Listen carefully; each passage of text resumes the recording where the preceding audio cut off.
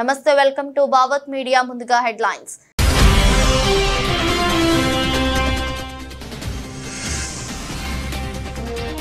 షరతులు లేకుండా వరద సాయం విడుదల చేయండి, కేంద్రానికి సీఎం రేవంత్ రెడ్డి విజ్ఞప్తి.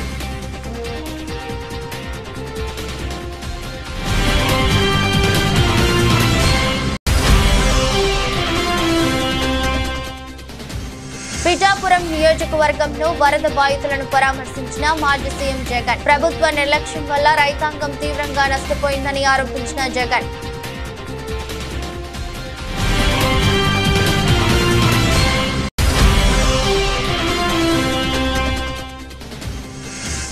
ఎమ్మెల్యే పాడి కౌశిక్ రెడ్డి కుటుంబాన్ని పరామర్శించిన బీఆర్ఎస్ వర్కింగ్ ప్రెసిడెంట్ కేటీఆర్. దుష్ట సంప్రదాయాలకు రేవంత్ రెడ్డి తెరలేపుతున్నారంటూ మండిపడ్డ కేటీఆర్.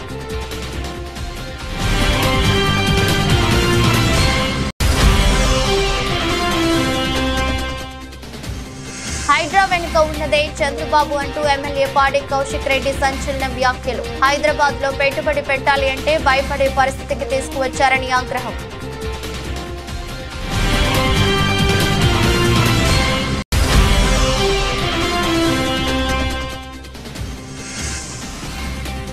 బంగ్లాదేశ్ లో టెస్ట్ సిరీస్. చెన్నైలో భారత ఆటగాళ్ల ముమ్మర కసరత్తు.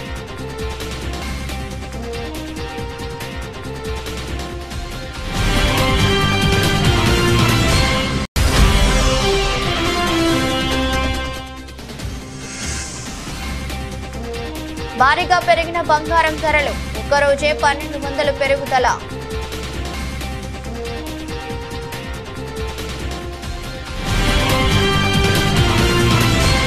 దేశ ప్రజలందరికీ కేంద్ర హోంమంత్రి అమిత్ షా హిందీ దివస్ శుభాకాంక్షలు తెలిపారు.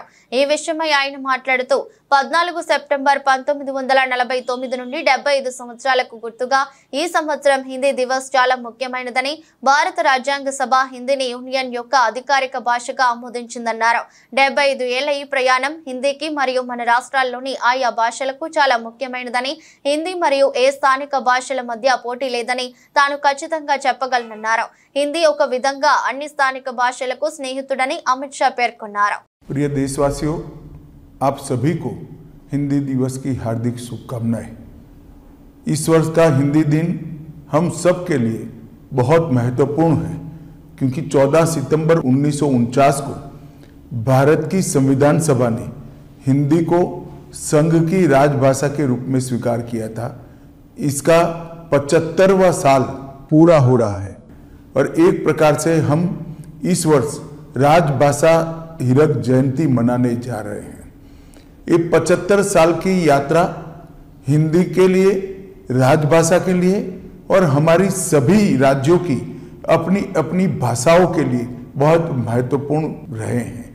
हिंदी ने कई उतार चढ़ाव देखे हैं, परंतु आज मैं इस मकाम पर खड़े रहकर निश्चित रूप से कह सकता हूं कि हिंदी और किसी स्थानीय भाषा के बीच में कोई स्पर्धा नहीं है। हिंदी एक प्रकार से सभी स्थानीय भाषाओं की सखी है, एक दूसरे के दो पूरक है। चाहे गुजराती हो, मराठी हो, तेलुगु हो, मलयालम हो, तमिल हो या बांग्ला हो, हर भाषा हिंदी को मजबूती देती है, हिंदी हर भाषा को मजबूती देती है। और इसीलिए आप हिंदी के आंदोलन को ध्यान से देखेंगे तो चाहे राजगोपालाचारी जी हो, महात्मा गांधी हो, सरदार वल्लभ भाई पटेल हो, लाला लजपत राय हो, नेताजी सुभाष चंद्र बोस हो या फिर आचार्य कृपलानी हो, ये सभी एक प्रकार से नॉन हिंदी भाषी क्षेत्रों से आते थे। और जो समिति बनाई गई वो समिति भी श्री आयंगर और के.एम. मुंशी के नेतृत्व में बनाई गई थी।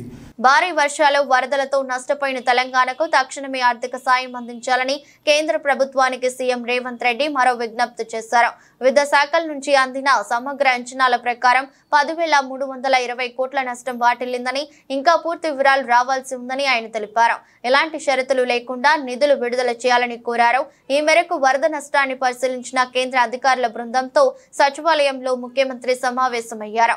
ఈ సమావేశానికి సంబంధించిన వివరాలను తెలంగాణ సీఎంఓ ప్రకటించింది. అందుబాటులో ఉన్న 1,350 కోట్లలో ఒక్క రూపాయిని కూడా కఠిన నిబంధనల వల్ల రాష్ట్ర ప్రభుత్వం వాడుకునే పరిస్థితి లేదని, నిబంధనలు నడవలించాలని కేంద్ర అధికారుల బృందాన్ని సీఎం రేవంత్ రెడ్డి కోరారు. ఖమ్మం పట్టణానికి మున్నేరు వాగుతో ఉన్న వరద ముప్పును నివారించేందుకు రిటైనింగ్ వాల్ నిర్మించడమే శాశ్వత పరిష్కారమని ఈ సందర్భంగా ముఖ్యమంత్రి స్పష్టం చేశారు. ఇందుకోసం కేంద్రం నిధులు కేటాయించేలా చూడాలని, రాష్ట్రం తన వంతుగా నిధుల వాటాను భరించలేందుకు సిద్ధంగా ఉందని ఆయన వివరించారు. రాకాసి తండా, సత్యనారాయణ తండాతో పాటు లోతట్టు ప్రాంతాల్లో ఉన్న తండాల ప్రజలకు సమీపంలో సురక్షితంగా ఉండే ప్రాంతంలో ఇళ్లను కేటాయిస్తామని, ఇళ్ల నిర్మాణాలకు అవసరమైన సాయం అందించాలని కేంద్రాన్ని కోరుతున్నామని తెలిపారు. రాష్ట్రంలోని ఏ గ్రామంలో కూడా విద్యుత్ సమస్యలు లేకుండా తమ ప్రభుత్వం కృషి చేస్తుందని తెలంగాణ ఉప ముఖ్యమంత్రి మల్లు భట్టి విక్రమార్క అన్నారు. పెద్దపల్లి జిల్లా ధర్మారం మండలం నంది మేడారంలో సబ్స్టేషన్ నిర్మాణ పనులను ప్రారంభించారు. అనంతరం మాట్లాడుతూ లో వోల్టేజీ సమస్యలు లేకుండా పెద్ద సంఖ్యలో సబ్స్టేషన్ల నిర్మాణం చేపట్టామన్నారు. అవసరం ఉన్న ప్రతి చోట ట్రాన్స్ఫార్మర్లు ఏర్పాటు చేస్తున్నామన్నారు. నాణ్యమైన విద్యుత్తును ప్రజలకు అందించడమే ధ్యేయంగా ప్రభుత్వం ముందుకు సాగుతుందని తెలిపారు.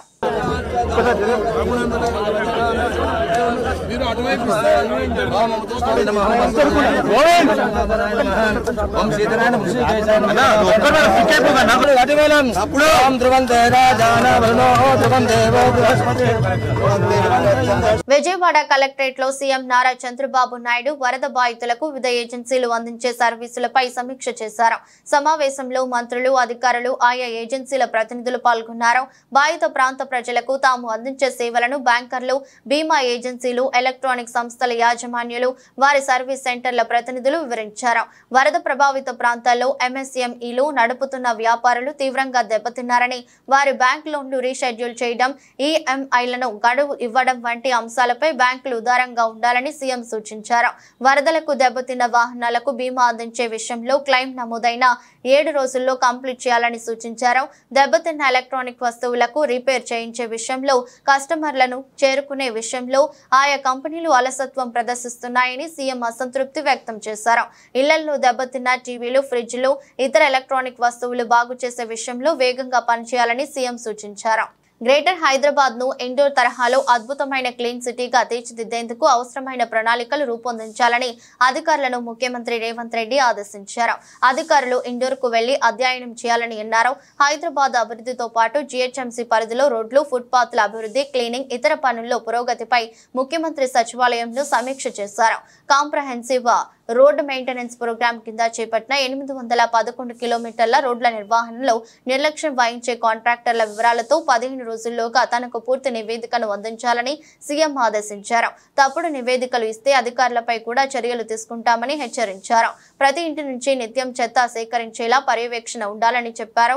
అవసరమైతే GIS QR స్కాన్ లాంటి కొత్త సాంకేతిక పరిజ్ఞానాన్ని ఉపయోగించాలని సీఎం చెప్పారు. జీహెచ్ఎంసీలో నిధుల సమీకరణకు స్పష్టమైన ప్రణాళికలు చేసుకోవాలన్నారు. మూసీ రివరీ డెవలప్మెంట్ ప్రాజెక్టు పనులను వేగవంతం చేయాలని ఆదేశించారు. మూసీ పరివాహక ప్రాంతంలో నివాసితులకు పునరావాసం కల్పించాలని స్పష్టం చేశారు.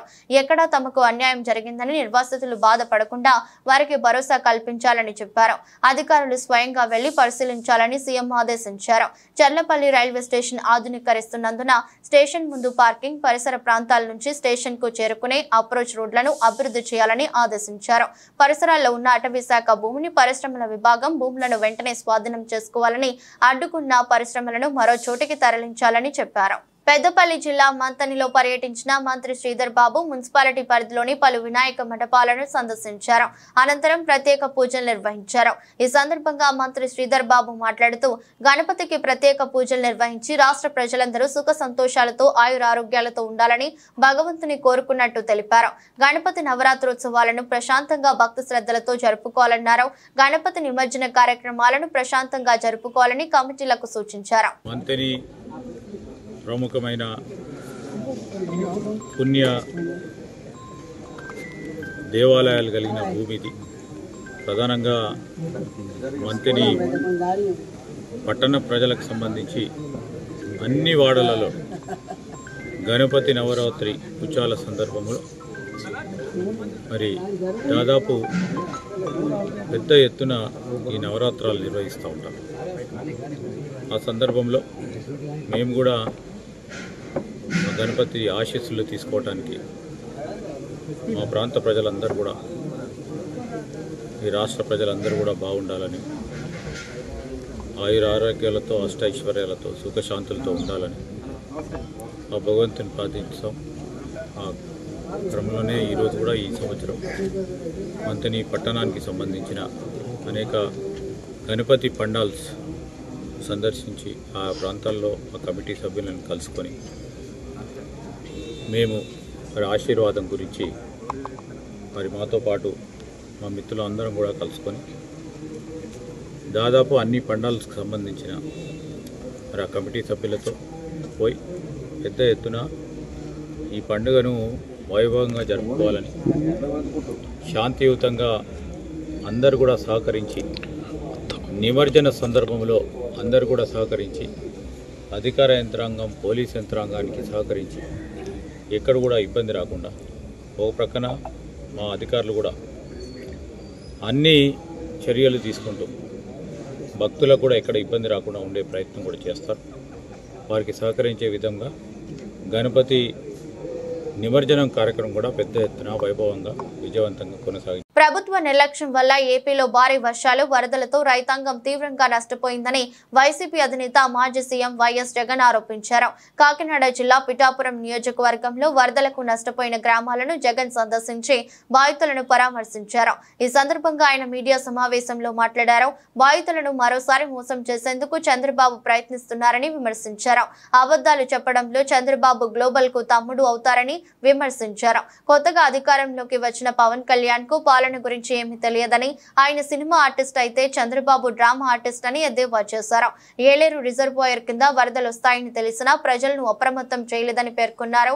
రిజర్వాయర్ మేనేజ్మెంట్ ను పట్టించుకోలేదని, ఇది ప్రకృతి సృష్టించిన విలయం కాదని, మ్యాన్ మేడ్ ఫ్లడ్ అని అన్నారు. ప్రభుత్వం బాధ్యత లేకుండా ప్రవర్తిస్తుందని, ప్రజల పట్ల మానవత్వం చూపడం లేదని ఆరోపించారు. అధికారంలోకి వచ్చిన 4 నెలలు అవుతున్నా ఇప్పటి వరకు రైతులకు రైతు బీమా, రైతు భరోసా, ఇన్పుట్ సబ్సిడీలు అందించలేదని పేర్కొన్నారు. ఏ ప్రభుత్వమైనా కూడా ఏం చేయాలి, దానికి రివ్యూ తీసుకోవాలి, చీఫ్ సెక్రటరీని పిలిపించాలి, ఇరిగేషన్ సెక్రటరీ దాంట్లో భాగస్వామ్యం చేయాలి, ఏ ప్రాంతాల్లో వర్షాలు పడతాయి అని ఇన్ఫర్మేషన్ మనకున్న నేపథ్యంలో ఆయా జిల్లా కలెక్టర్లను కూడా వీడియో కాన్ఫరెన్స్లలో భాగంగా తీసుకోవాలి. ఆయా ఏరియాలకు స్పెషల్ కలెక్టర్లను, స్పెషల్ ఆఫీసర్లను, ఐఏఎస్ ఆఫీసర్లను మళ్ళీ పంపించాలి. రెవెన్యూ సెక్రటరీ కూడా పార్టిసిపేట్ చేయాలి, హోమ్ సెక్రటరీ కూడా ఆ రివ్యూలో పార్టిసిపేట్ చేయాలి. అలా చేసినప్పుడు ఇరిగేషన్ సెక్రటరీ కలెక్టర్లతో తాను మమేకమైపోయి ఏలేరు రిజర్వాయర్లో ఏ స్థాయిలో నీళ్లున్నాయి, వర్షాలు ఏ స్థాయిలో పడబోతా ఉన్నాయి, ఏ స్థాయిలో నీళ్ల ఇన్ఫ్లో రాబోతా ఉంది, ఆ వచ్చేది ఏలేరు రిజర్వాయర్లో పడినప్పుడు ఆ ఏలేరు రిజర్వాయరు ఆ నీటిని రెగ్యులేట్ చేయగలుగుతుందా, బ్యాలెన్స్ చేయగలుగుతుందా అన్న ఫ్లడ్ కుషన్ను ఏలేరు రిజర్వాయర్లో మెయింటైన్ చేయాల్సిన బాధ్యత ఇరిగేషన్ సెక్రటరీది, కలెక్టర్లది. చంద్రబాబు నాయుడు గారికి జ్ఞానోదయం అయి ఉండింటే కొద్దో గొప్ప చంద్రబాబు నాయుడు గారికి మనుషులకు సంబంధించిన మానవతా దృక్పథానికి సంబంధించిన విలువలు తెలుసుంటే తాను ఒక స్పెషల్ ఆఫీసర్ను కూడా, ఐఏఎస్ ఆఫీసర్ని కూడా వేసి వీటిని సూపర్వైజ్ చేస్తాడు. రైతన్న కండువా వేసుకొని ఇంట్లో నుంచి బయటకు వస్తూ ఉంటే ఏమన్నాడు, చంద్రన్న వస్తాడు 20,000 ఇస్తాడు, జగన్ అయితే 13,500 కదా 20,000 ఇస్తాడు.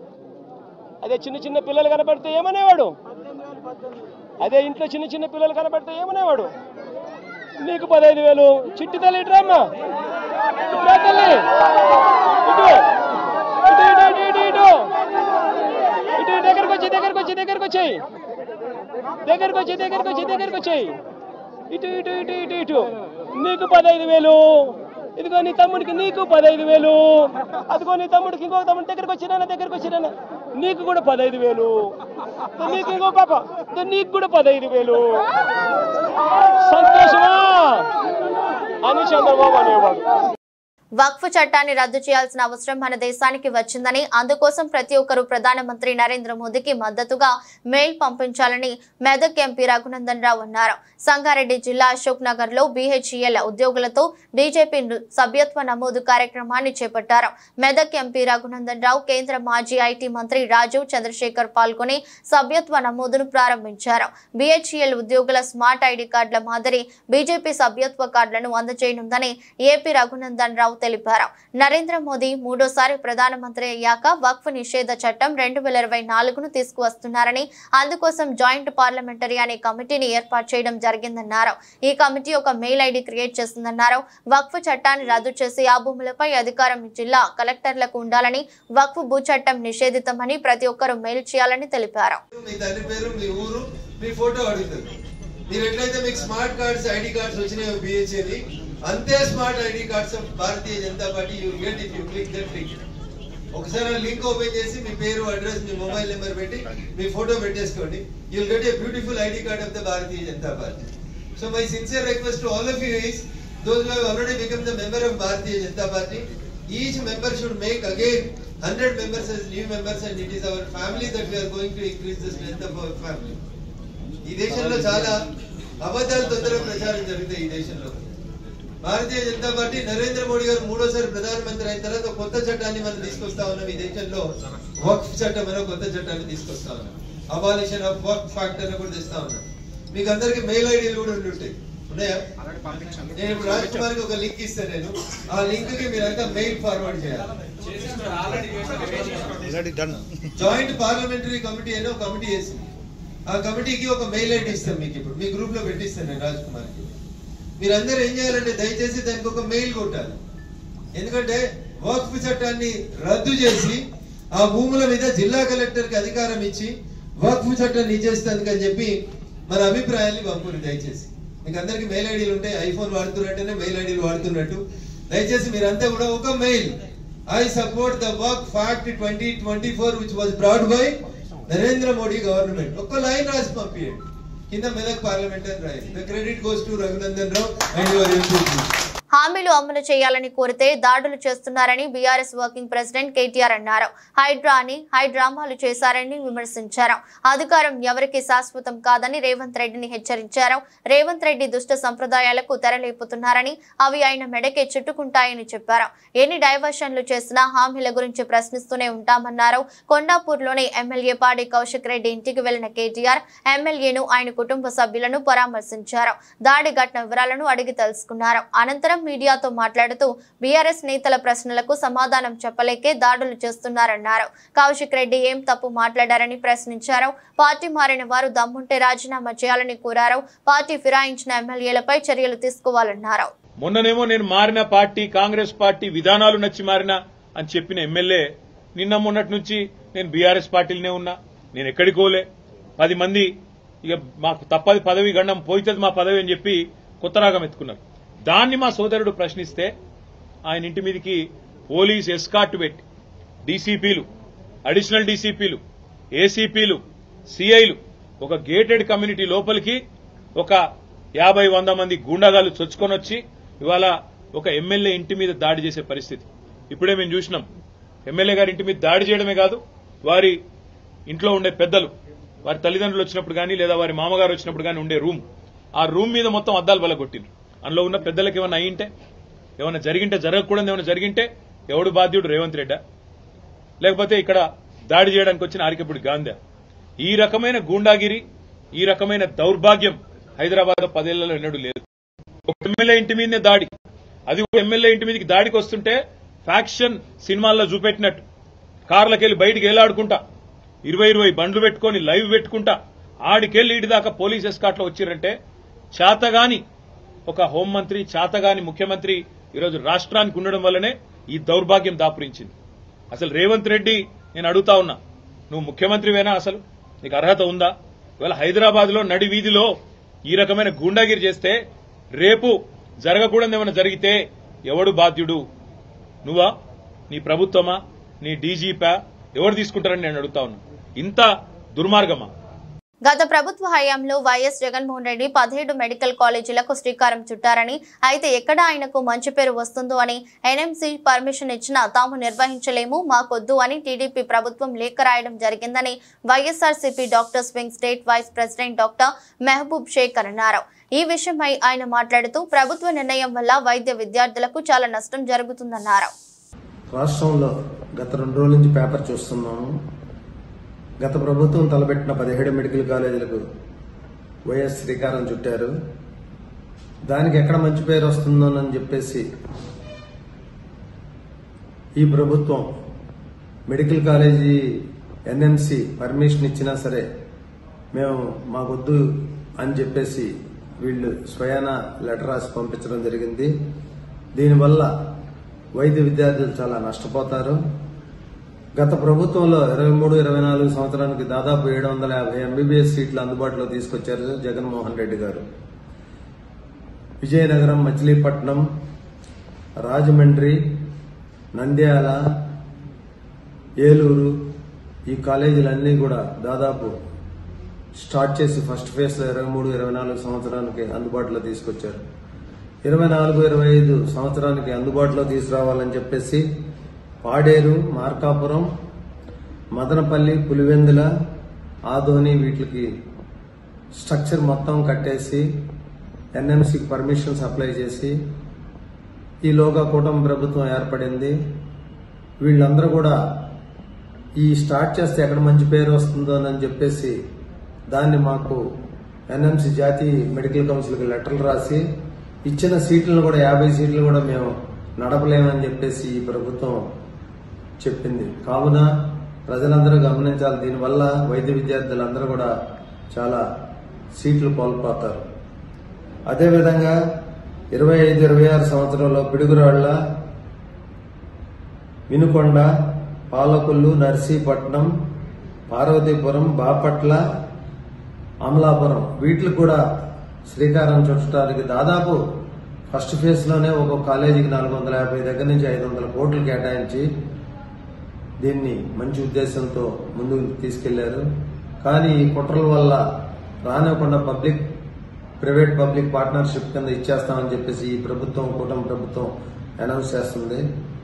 కానీ కూటమి ప్రభుత్వం అలా చేయడం వల్ల వైద్య విద్యార్థులకు చాలా బాధం కలుగుతుంది, తీవ్రంగా నష్టపోతారు సీట్లు కూడా. హైడ్రా వెనుక ఉన్నదే చంద్రబాబు అంటూ బీఆర్ఎస్ ఎమ్మెల్యే పాడి కౌశిక్ రెడ్డి సంచలన వ్యాఖ్యలు చేశారు. ముఖ్యమంత్రి Revanth Reddy, AP CM Chandrababu trap లో పడ్డారని బీఆర్ఎస్ ఎమ్మెల్యే పాడి కౌశిక్ రెడ్డి విమర్శించారు. మీడియా సమావేశంలో మాట్లాడుతూ కాంగ్రెస్ పాలనలో హైదరాబాద్ అభివృద్ధి జరగకుండా కుట్ర చేస్తున్నారని ఆరోపించారు. తాను ఆంధ్ర సెటిలర్స్ ను దూషించినట్లు తప్పుడు ప్రచారం చేస్తున్నారని మండిపడ్డారు. ఇప్పటికే హైడ్రా పేరుతో హైదరాబాద్ లో భవనాలు కూలగొట్టి నగరం ఇమేజ్ ను డ్యామేజ్ చేస్తున్నారని ఆగ్రహం వ్యక్తం చేశారు. హైదరాబాద్ లో పెట్టుబడులు పెట్టాలంటే భయపడే పరిస్థితి నెలకొందన్నారు. కాంగ్రెస్ కుట్రలను హైదరాబాద్ ప్రజలు గమనించాలని కోరారు. కేసీఆర్ 10 ఏళ్లలో హైదరాబాద్ ను అద్భుతంగా అభివృద్ధి చేస్తే కాంగ్రెస్ నష్టం చేస్తుందని మండిపడ్డారు. చంద్రబాబు ట్రాప్ లో పడిన రేవంత్ రెడ్డి ఇక్కడి నుంచి అమరావతికి పెట్టుబడులను డైవర్ట్ చేసే కుట్రలో భాగమయ్యాడని ఆరోపించారు. అయ్యా రేవంత్ రెడ్డి గారు, ఇప్పటికే మీరు హైడ్రా అని బైడ్రా అని రోజుకొక బిల్డింగ్ కూలగొట్టి మీరు ఇబ్బంది పెడతా ఉన్నారు హైదరాబాద్ ప్రజల్ని. ఇలా హైదరాబాద్ లో పెట్టుబడులు పెట్టాలంటే భయపడే పరిస్థితికి తీసుకొని వచ్చిర్రు. హైదరాబాద్ బ్రాండ్ ఇమేజ్ ని ఇవాళ రేవంత్ రెడ్డి గారు డ్యామేజ్ చేస్తా ఉన్నారు. ఇదంతా ఒక పెద్ద కుట్ర. దయచేసి హైదరాబాద్ ప్రజలందరూ కూడా గమనించాలి. రేవంత్ రెడ్డి గారు ఇదంతా కుట్ర చేసి హైదరాబాద్ డెవలప్ కాకుండా కేసీఆర్ గారు చేసిన 10 సంవత్సరాలలో ఇలా అన్ని ప్రాంతం ఉన్నోళ్ళు, ఆంధ్రోలు కావచ్చు, నార్త్ ఇండియన్స్ కావచ్చు, ఏడు నుంచి వచ్చిన సెటిలర్స్ ని మేము అద్భుతంగా స్వాగతించినాం. అద్భుతంగా హైదరాబాద్ ని ఈ భారతదేశంలోనే నంబర్ 1 సిటీగా తీసుకుపోయినాం. Is this not the truth? ఇలా మీరు చేస్తుంది ఏంది? చంద్రబాబు నాయుడు గారి ట్రాప్ లో పడి, చంద్రబాబు నాయుడు గారి డైరెక్షన్లలో పడి రేవంత్ రెడ్డి గారు ఇక్కడి నుంచి అందరినీ కూడా తీసుకుపోయి అమరావతికి డైవర్ట్ చేసే ప్రయత్నం ఇవాళ స్వయంగా రేవంత్ రెడ్డి గారు చేస్తున్నది యావత్ తెలంగాణ ప్రజలు గమనించాలని విజ్ఞప్తి చేస్తా ఉన్నాను. తెలుగు రాష్ట్రాల నుంచి స్టాక్ మార్కెట్లో పెట్టుబడులు పెడుతున్న మదుపర్ల సంఖ్య భారీగా పెరుగుతోంది. ఈ నెల 12 నాటికి దేశవ్యాప్తంగా 19,98,98,664 మంది పెట్టుబడులు పెట్టగా వారిలో ఆంధ్రప్రదేశ్ మదుపర్లు 87,08,753 మంది, తెలంగాణ నుంచి 43,28,231 మంది ఉన్నారు. అంటే దేశవ్యాప్తంగా చూసుకుంటే వీరి సంఖ్య 6.8%. ఇక దక్షిణ భారతదేశం నుంచి చూసుకుంటే గత జులై నాటికి స్టాక్స్ లో పెట్టుబడులు పెడుతున్న వారి సంఖ్య గత 4 ఏళ్లలో 172% పెరిగింది. ఆంధ్రప్రదేశ్ లో ఈ వృద్ధి 186.20%గా నమోదైంది. ఉత్తర భారతదేశంలో ఎక్కువ మంది స్థిరాస్తి, బంగారం కొనుగోలు కంటే షేర్లలో పెట్టుబడులు పెట్టేందుకే ఆసక్తి చూపిస్తున్నారు. ఉత్తరప్రదేశ్ లో ఇటీవల కాలంలో మదుపర్ల సంఖ్య విపరీతంగా పెరిగింది. తలసరి ఆదాయం పెరగడం, అంతరాయం లేని ఇంటర్నెట్ సౌకర్యం అందుబాటులోకి రావడం, స్మార్ట్ ఫోన్లలో ట్రేడింగ్ సులభంగా మారడం, ఆధార్తో సులువుగా డీమ్యాట్ ఖాతా తెరిచే వీలుండటం వంటివి పెట్టుబడిదారుల సంఖ్య పెరగడానికి దోహదం చేస్తున్నట్టు మార్కెట్ నిపుణులు చెబుతున్నారు. స్వదేశంలో సుమారు 6 నెలల విరామం తర్వాత బంగ్లాదేశ్ తో 2 టెస్టు మ్యాచ్ల సిరీస్ కు సిద్ధమవుతున్న భారత జట్టు ఈ మేరకు సన్నాహాలకు మొదలుపెట్టింది. చెన్నైలోని చిదంబరం స్టేడియం వేదికగా ఈ నెల 19 నుంచి జరగబోయే తొలి టెస్టు కోసం ఇదివరకే నగరానికి చేరుకున్న టీమిండియా తొలి ప్రాక్టీస్ సెషన్ లో పాల్గొంది. జట్టు సభ్యులంతా గురువారం నాటికే ఇక్కడికి చేరగా captain Rohit Sharma, star batter Virat Kohli టీంతో కలిశారు. గత నెలలో హెడ్ కోచ్ బాధ్యతలు చేపట్టిన గౌతమ్ గంభీర్ తో పాటు అతడి కోచింగ్ బృందం, Abhishek Nair, bowling coach Morne Merkel కు స్వదేశంలో ఇదే తొలి సిరీస్. గంభీర్ బృందం పర్యవేక్షణలో ఆటగాళ్లంతా ఉత్సాహంగా ప్రాక్టీస్ లో పాల్గొన్నారు. ఇందుకు సంబంధించిన ఫోటోలు, వీడియోలను బీసీసీఐ తన సోషల్ మీడియా ఖాతాల్లో పంచుకుంది. దులీప్ ట్రోఫీ తొలి దశ పోటీలు ముగిసిన తర్వాతే చెన్నైకి చేరుకున్న KL Rahul, Shubman Gill, wicket keeper batter Rishabh Pant తదితర ఆటగాళ్లు మైదానంలో కొంతసేపు ప్రాక్టీస్ చేశారు. టీ20 ప్రపంచ కప్ గెలిచిన తర్వాత కొంతకాలం పాటు విరామం తీసుకున్న జస్ప్రీత్ బుమ్రా నెట్స్ లో చెమటోడ్చాడు. అతడితో పాటు సిరాజ్ తొలిసారి టెస్ట్ జట్టుకు ఎంపికైన యష్ దయాల్ సైతం బౌలింగ్ ప్రాక్టీస్ చేశాడు. తొలి టెస్టుకు ఎంపికైన ఇంకా జట్టుతో చేరని యువ బ్యాటర్ సర్ఫరాజ్ ఖాన్ దులీప్ ట్రోఫీ 2వ దశ మ్యాచ్లు ముగియగానే చెన్నైకి రానున్నాడు. గత కొన్ని రోజులుగా స్తబ్దుగా ఉన్న బంగారం ధరలకు మళ్లీ రెక్కలొచ్చాయి. అంతర్జాతీయ మార్కెట్లో డిమాండ్ తో పాటు దేశీయంగానూ కొనుగోలు పెరగడంతో పుత్తడి ధరలు 2 నెలల గరిష్టాన్ని తాకాయి.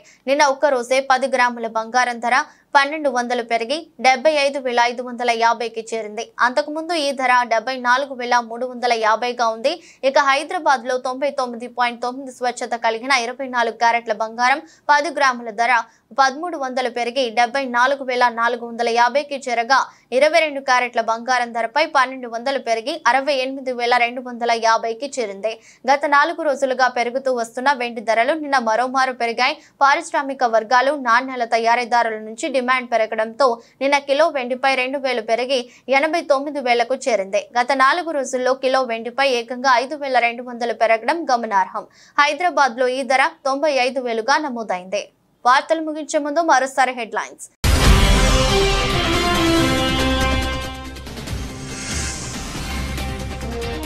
షరతులు లేకుండా వరద సాయం విడుదల చేయండి, కేంద్రానికి సీఎం రేవంత్ రెడ్డి విజ్ఞప్తి.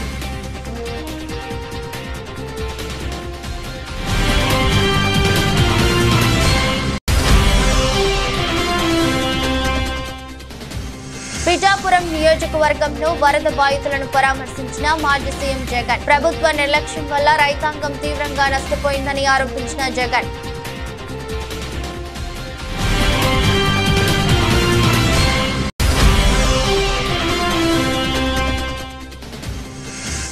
ఎమ్మెల్యే పాడి కౌశిక్ రెడ్డి కుటుంబాన్ని పరామర్శించిన బీఆర్ఎస్ వర్కింగ్ ప్రెసిడెంట్ కేటీఆర్. దుష్ట సంప్రదాయాలకు రేవంత్ రెడ్డి తెరలేపుతున్నారంటూ మండిపడ్డ కేటీఆర్.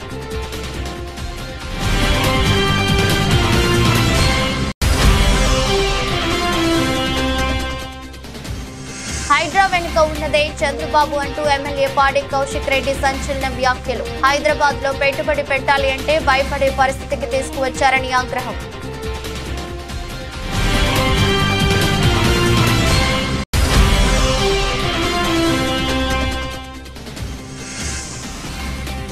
బంగ్లాదేశ్ లో టెస్ట్ సిరీస్, చెన్నైలో భారత ఆటగాళ్ల ముమ్మర కసరత్తు.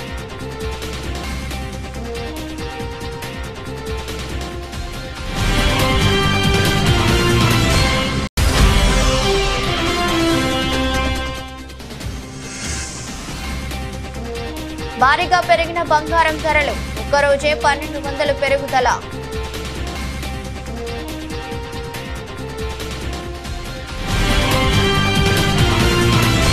ఇదృష్టి బులెటిన్ మరో బులెటిన్లో మళ్ళీ కలుద్దాం. అంతవరకు సెలవు. నమస్కారం.